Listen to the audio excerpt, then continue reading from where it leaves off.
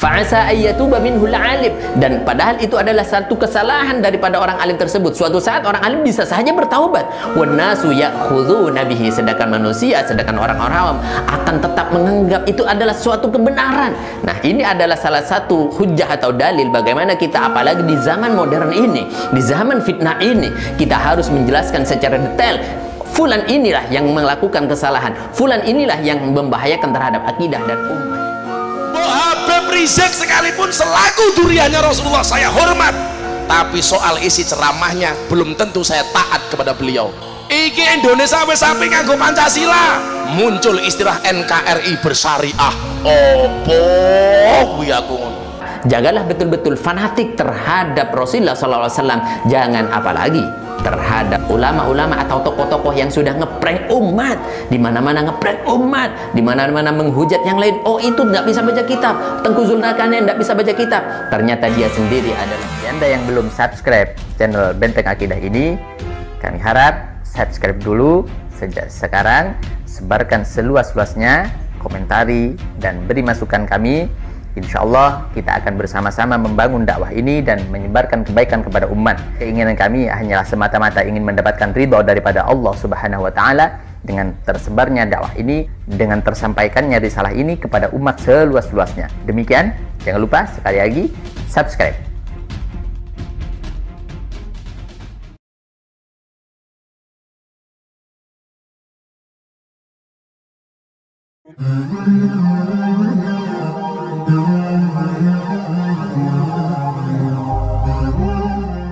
Assalamualaikum warahmatullahi wabarakatuh, sahabat kaum muslimin, subscriber channel Benteng Akidah dimanapun Anda berada. Pada kesempatan ini saya akan menyampaikan beberapa unek-unek dan komentar daripada Anda semuanya. Kenapa tidak disampaikan langsung? Kenapa tidak dinasihati baik-baik? Kenapa tidak via WA atau apapun saja? Kenapa disampaikan di publik? Bukankah ini memperkeruh suasana, memecah belah dan lain sebagainya, provokator dan lain sebagainya?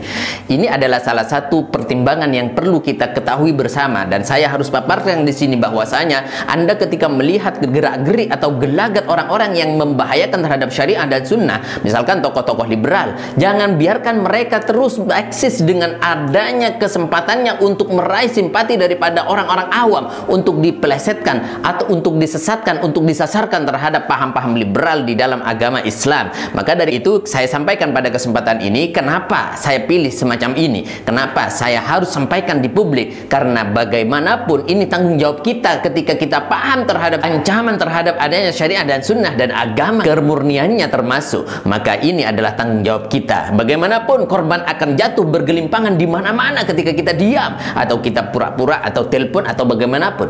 Ini adalah salah satu sikap yang juga terjadi pada masa Sayyidina Umar radhiyallahu anhu. Pada suatu ketika Sayyidina Umar radhiyallahu anhu mendengarkan satu cerita atau satu pemaparan dari Tamim Ad-Dari, salah seorang sahabat yang alim, disampaikan pada waktu itu dalam ceramahnya. Sayyidina Umar mendengar sendiri di dalam kesempatan tersebut. Apa kata Tamim Ad-Dari? Bahwa jangan sampai kalian ini mengambil sesuatu yang jelek atau keburukan atau kesalahan dari orang-orang yang alim.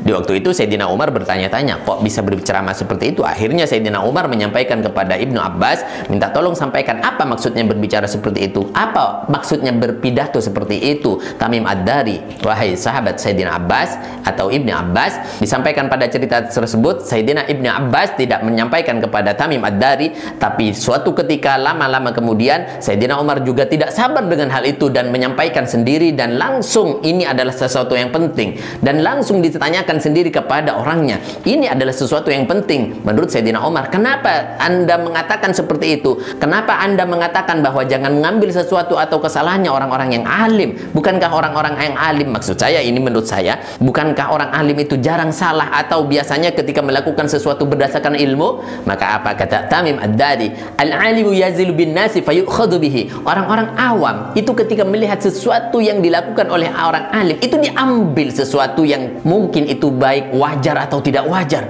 Fa'asa ayyatuba minhul alim, dan padahal itu adalah satu kesalahan daripada orang alim tersebut. Suatu saat orang alim bisa saja bertaubat. Wan nasu ya'khuduna bihi, sedangkan manusia, sedangkan orang-orang awam akan tetap menganggap itu adalah suatu kebenaran. Nah, ini adalah salah satu hujjah atau dalil bagaimana kita, apalagi di zaman modern ini, di zaman fitnah ini, kita harus menjelaskan secara detail. fulan inilah yang melakukan kesalahan, fulan inilah yang membahayakan terhadap akidah dan umat. Ini adalah salah satu pernyataan sikap, dan ini adalah satu sikap yang harus kita ambil bersama-sama. Jangan dibuat umat ngeremeng-ngeremeng, jangan dibuat umat itu berandai-andai. Ya kalau misalkan perandai-andainya itu benar, tapi kalau misalkan salah itu mengenai terhadap tokoh yang lain, apakah Anda mau tanggung jawab terhadap sesuatu tersebut? Maka dalam kesempatan ini kita sampaikan, yuk betul-betul kita hati-hati terhadap adanya tokoh-tokoh yang menyimpang, tokoh-tokoh yang menggiring kita jauh daripada syariah dan sunnah, misalkan menusantarakan Islam dan lain sebagainya. Ini adalah salah satu ancaman kepada akidah anak-anak cucu kita. Di suatu ketika baginda Rasulullah SAW menyampaikan, la ghairu dajjal akhwafuni ala ummati, betul-betul saya takutkan, saya khawatirkan selain daripada dajjal, saya khawatirkan ini dia yang paling mengancam kepada umatku. Siapa? Yaitu a'immatan mudillin, yaitu para tokoh, imam, figur atau siapapun yang menyesatkan. Ini adalah salah satu tantangan bagi kita, PR bagi kita untuk saling mengingatkan, menjaga umat baginda Rasulullah SAW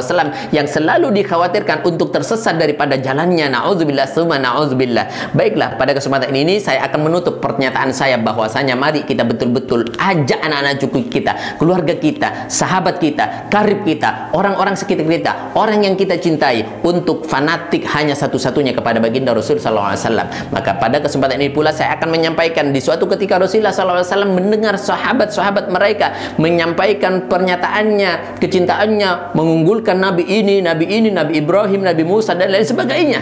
Di waktu tersebut Rasulullah SAW merasa mungkin khawatirnya ini akan menjadi sumber campur aduknya ajaran atau paham wallahu a'lam. Ini hanya Rasulullah SAW yang lebih tahu tentang hal itu. Maka melihat fenomena itu, melihat sahabat-sahabatnya saling mengunggulkan Nabi ini, lalu Rasulullah SAW menyampaikan, lau kana Musa hayyan baina adhhurikum ma halalahu illa ayyattabi'ani, kata Nabi. Seandainya Nabi Musa alaihissalam hidup di antara kita, di antara aku dan kamu hari ini, maka pasti Nabi Musa, maksud saya, ikut kepadaku, kata Nabi SAW. Artinya apa? Jagalah betul-betul fanatik terhadap Rasulullah SAW. Jangan apalagi terhadap ulama-ulama atau tokoh-tokoh yang sudah ngeprank umat, di mana-mana ngeprank umat, di mana-mana menghujat yang lain. Oh, itu tidak bisa baca kitab, Tengku Zulkarnain tidak bisa baca kitab. Ternyata dia sendiri adalah orang yang tidak bisa baca kitab. Masya Allah, na'udzubillah. Kita jauhkan umat Rasulullah SAW dari pengaruh dan prank orang-orang semacam itu yang tidak bertanggung jawab.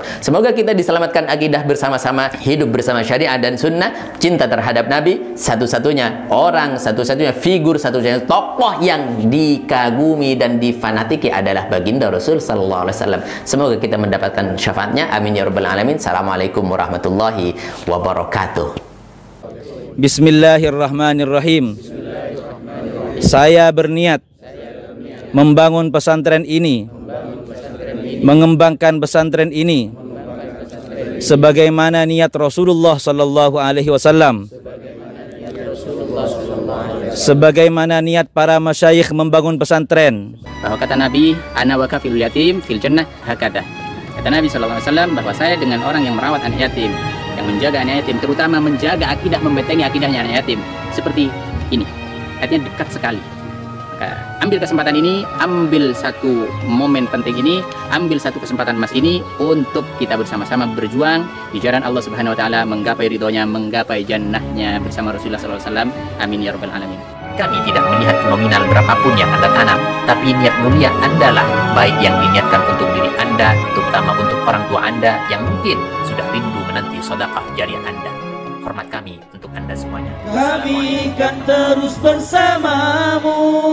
Bagi Anda yang belum subscribe channel Benteng Akidah ini, kami harap subscribe dulu sejak sekarang, sebarkan seluas-luasnya, komentari dan beri masukan kami.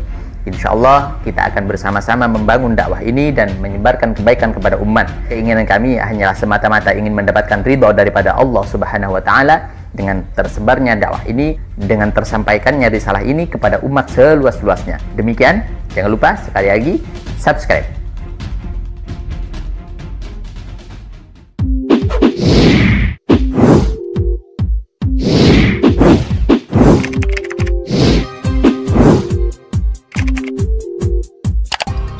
Maka dalam kesempatan ini saya sampaikan betapa rugi ketika kita membuang-buang waktu di malam hari kita di dalam kesempatan bulan Ramadan ini. Kenapa saya tidak pernah ambil pusing kepada orang yang berkomentar negatif atau sensi terhadap video-video saya? Karena saya tahu apa yang disampaikan oleh Sayyidina Ali karramallahu wajhah, bahwa tidak perlu Anda menyampaikan kebaikan terlalu berlebihan kepada orang yang membenci.